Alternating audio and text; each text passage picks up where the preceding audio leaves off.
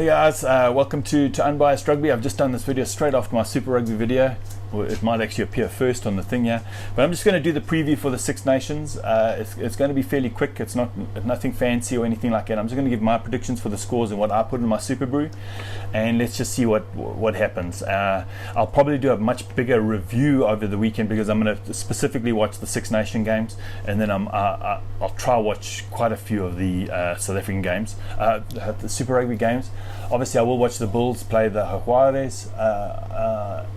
But yeah, let's just talk about the Six Nations. So obviously we're getting to I feel the real business end of the competition.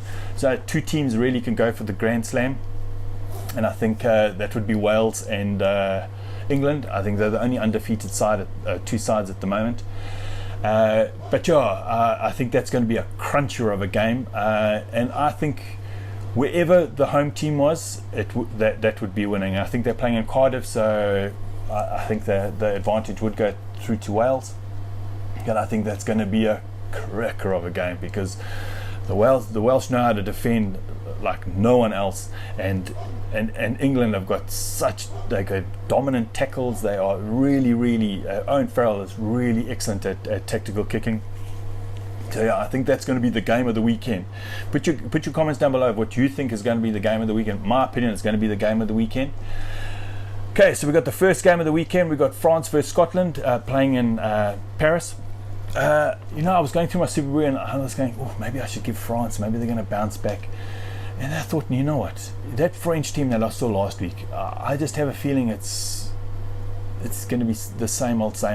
Look, I'd love to be wrong. I really would love to be wrong because, I remember playing the French and you just never knew what was going to happen, and they could beat you by 50 points or whatever, and that's just not the French team that I remember and that I love to watch, and I don't think any of us feel that way.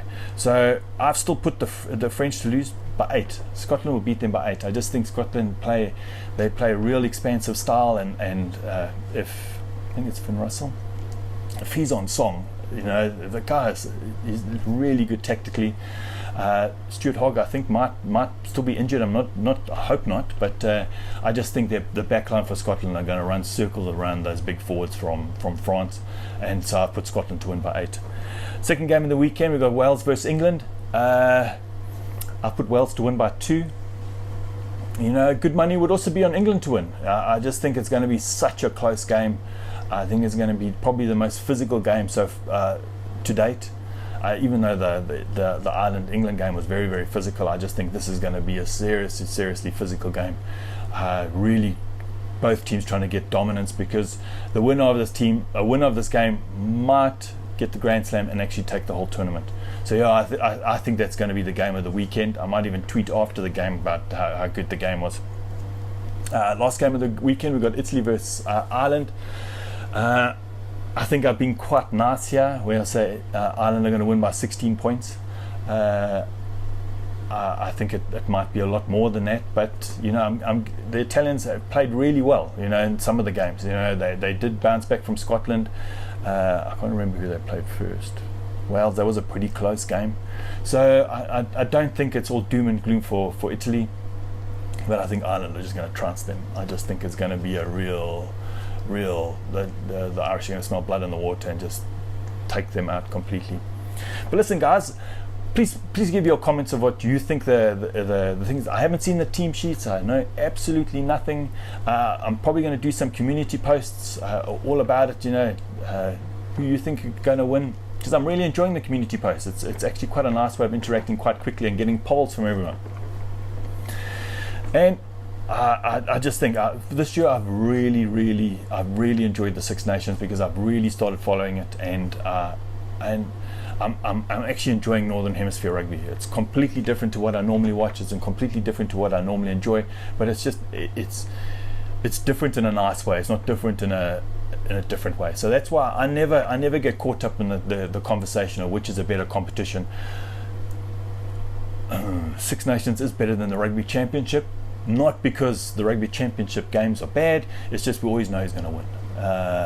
And that's the problem with the Rugby Championship. We just need Australia and South Africa to step up the game, and I think both competitions will be on. But this year, in that Six Nations, I haven't the foggiest clue who's going to win. It's such tight games. Everything's a lot closer. It's a lot more physical. Whereas Southern Hemisphere rugby is it's still physical, but it's a lot more expansive, and it's all about X factor players and running from deep, and it's also kicking off 10, and so it's just different. And that's why I never compare Pro 14 and Super Rugby and all of that, because for me they are completely different competitions, and they're enjoyable in completely different ways. So that's my I can't say that, that's somebody else's channel. That's my opinion. You may think it's complete rubbish. Please put it down below. I love to hear from everyone what you guys think of both competitions, who you think's going to win. But listen, guys, here's looking forward to an exciting weekend of Six Nations. Chat to you guys soon. Cheers, bye.